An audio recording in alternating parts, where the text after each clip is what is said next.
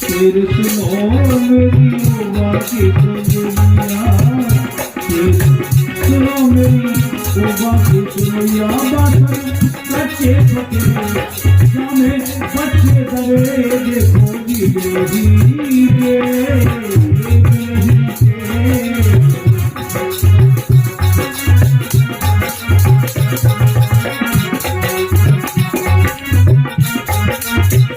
मेरी आत्मा चैन न पावे, लगो कलंक ये भारी हो।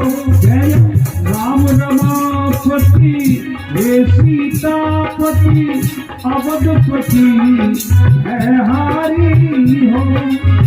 संकट हरा दीन बचन का जय हो, और मैं आफत की मारी हो।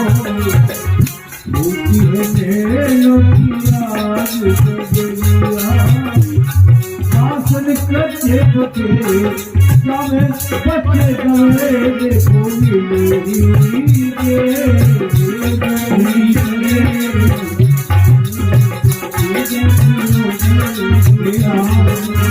हे राम हे सत्य भगवान, हे लक्ष्मी नारायण, हे पार्वती हरि रक्षा करो। प्राय मां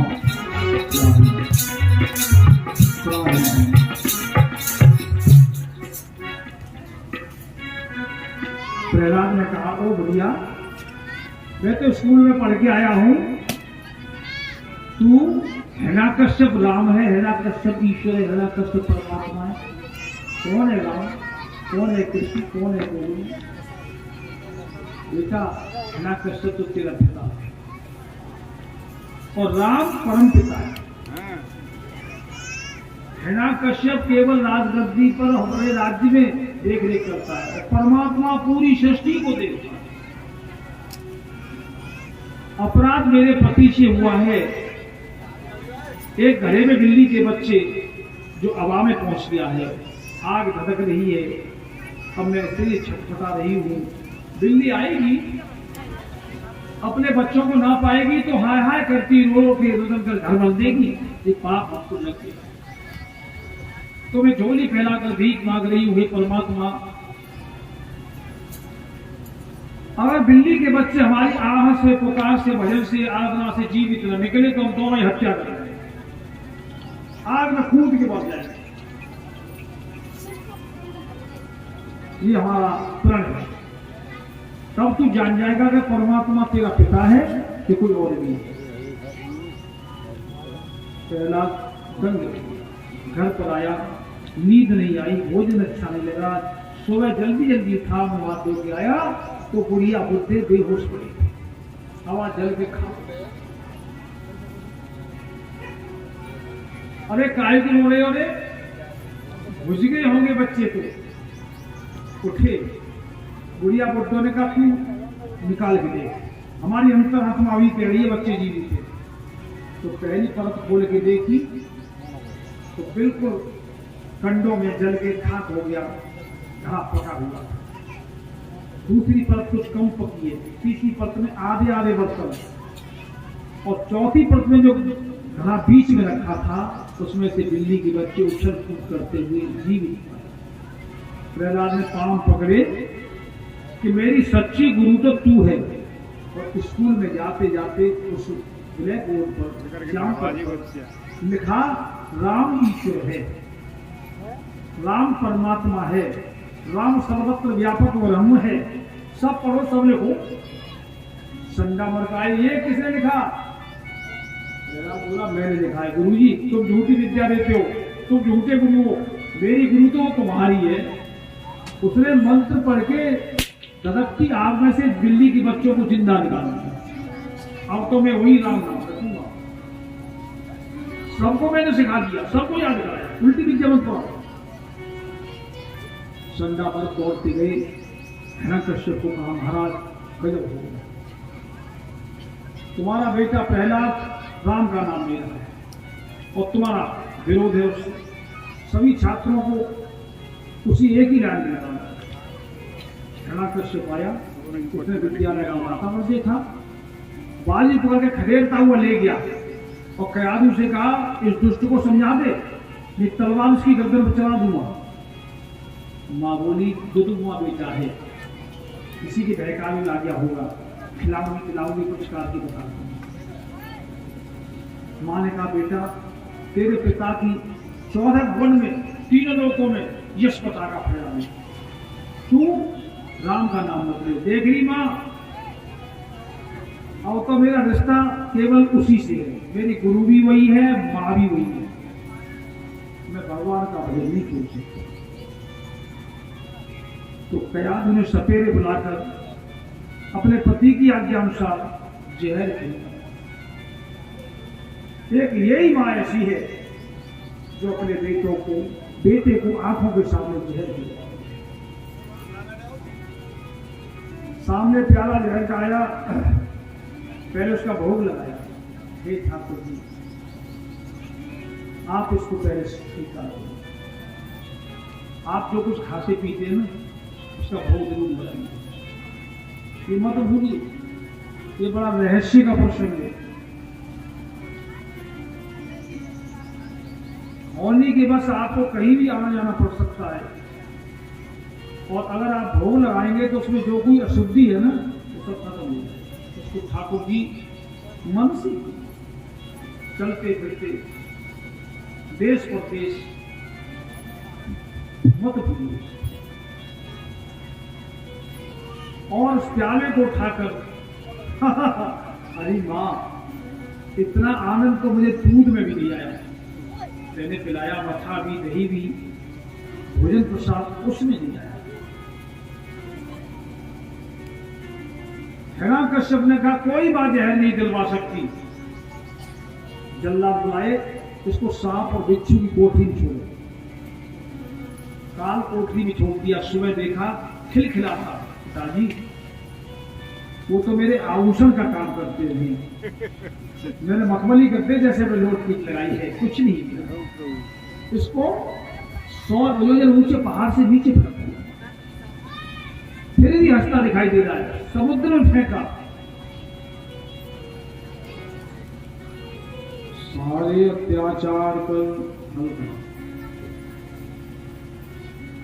गयो नपति जवाहर, और बहन होलिका के निकट ले पहुंचो ना जान। ओम स्वामंद भाग्यो को मंदियो जगदीश है, अग्नि चीरेश है गाया दत्ता ते होलिका, तेरे पास अग्नि चीर है, आकर से अभी खाकर दी। अरे भैया किसी बुआ ने अपने भतीजे को नहीं माना, मैं इसको खिलाऊंगी पिलाऊंगी कुछ करूंगी, छोड़ जाओ यहीं पर। खूब अच्छा खिला पिला के रात्रि की बेला में सिर पे हाथ फिराया, बेटा मेरे भैया का यश 3 लोकों में है, देख ली बुआ मेरा तो रिश्ता एक ही है, वही तुम्हारी मेरी गुरु है, वही मेरी माँ है, वही मेरी बुआ है, वही मेरी मौसी है, अब मेरा कोई रिश्ता नहीं।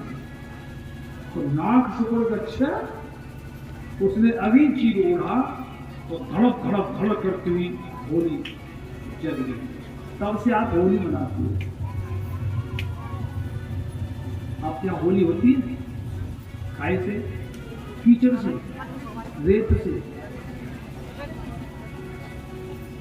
गुलाल से, रंग से और जौ से। जौ देते होली का एक त्योहार ऐसा है कि जिसपे बहुत सी दुश्मनी हट जाती है, प्यार हो जाता है, और कई बार ऐसा होता है कि धोखे दगे भी होली हो जाती है। भाई हम और आप कीचड़ से रेत से इसलिए खेलते हैं, अगर हमारे आपके बीच में कभी आगे पीछे ऊंच नीच की बात हो गई तो उसमें धूल ना आती। रंग से इसलिए खेलते कि हम और आप भक्ति के रंग में ढले जाए, जीवन थोड़ा है। तो हिरण्यकश्यप को मालूम हुआ कि मेरी बहन होलिका जल गई, और प्रहलाद अभी झोंका क्यों ही है, तो दौड़ कर आया और बाजी पकड़ के खदेड़ता, आज मेरा तेरा फैसला हो गया, जल्लादो इस लोहे के खंभे को गर्म कराओ और उससे पहले इसको सूली में चढ़ा दो। तो तो सूली भी मूली की तरह टूट के गिर गई। और खम्भे को जब गर्म कराया, इससे तू जल जल के मरेगा, तो प्रहलाद हिल गया, खम्मा फेंक रहा था। फिर उसे बिल्ली के बच्चों की कथा याद आई। जब छोटे छोटे बिल्ली के बच्चे धधकती आग में हवा में से जीवित निकल आए, तो मैं कैसे देख जाऊंगा। खम्भे के पास जाकर देखा तो एक उसका चीटी बूटी है। पिताजी, मेरे राम इस खम्भे के अंदर आ गए। ऐ जल्लादो, जकड़ दो उसको। धड़कते खम्भे से साटों से बांध दिया। बोल तेरा राम कहाँ है? तलवार निकाली, या तो झुलस झुलस के मरेगा, या तलवार से तेरी गर्दन काट के फैसला दूंगा। प्रहलाद ने कहा, अरे पिता तुम बावरे, मैं तुम्हें कहा दिखाऊं राम, मुझ में तुम में खड़ग खम में जहां देखूं तारा। इस खम्भे के ऊपर मेरे चीटी राम घूम रहे हैं, इस तलवार के अंदर तेज के रूप में मेरे राम दिखाई दे रहे हैं, तुम्हारे अंदर आत्मा रूप से मेरे राम ही मेरे अंदर। हिरण्यकश्यप ने खड़ग को कियो खम्भ पे वार, और उसी समय नरसिंह बन प्रगटे जगदाधार। नरसिंह भगवान की जय। ओम सत्यम विधात नित्य भक्तिम भास्कम व्यात्म भूते अखिलेशात्मम। प्रहलाद ने हाथ जोड़कर प्रार्थना की, हे सत्य स्वरूप, ब्रह्मा की वाणी से भी समझ में से परे समस्त पदार्थों में अपनी व्यापकता दिखाते मेरे इस बाल स्वरूप की रक्षा करने आप प्रकट हुए। मैं आपको साष्टांग दंडवत प्रणाम करता हूं। अब दृश्यतात्यम अद्भुत रूपम, इस अद्भुत रूप को धारण करने वाले हे नारायण, अनंत शक्ति स्वरूप, जैसे बिल्ली चूहे को पकड़ती है, प्रहलाद की भक्ति भाव को देखकर हुंकार मार के नरसिंह भगवान ने उस हिरण्यकश्यप को पकड़ा और उठा के गोद में रख लिया। बोले, ओ मरने वाले, तू शंकर भगवान के वरदान याद कर ले। न तू जमीन पर है न आकाश में है, तू मेरी गोद में रखा है।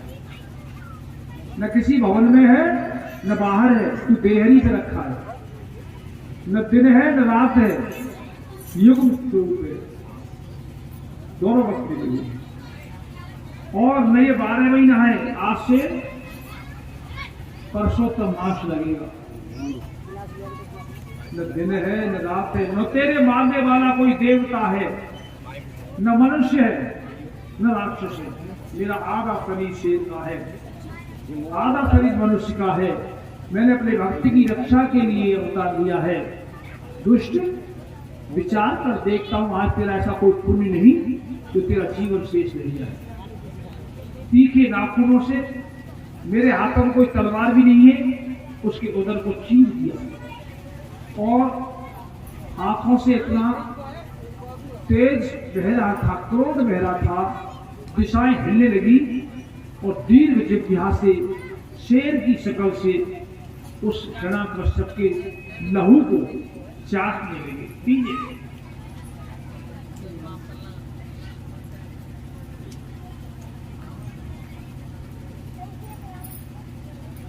तब तो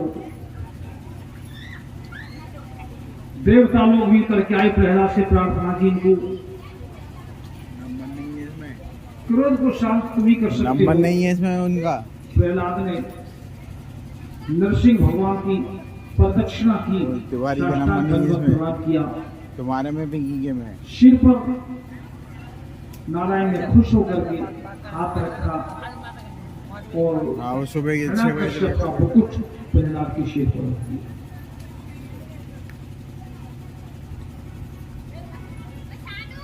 ये पृथ्वी, ये सृष्टि भक्तों के भजन पर थे। उनका जीवन धन्य है। जो किसी भी कुल खानदान में है, किसी भी अवस्था में है, जो एक नजर अपनी उस जीवन दाता के तरफ रखते हैं। ये राजन, ये सप्तम स्कंद की कथा है। जिन भक्तों की श्रद्धा से भजन होता है, गंगा स्नान होता है,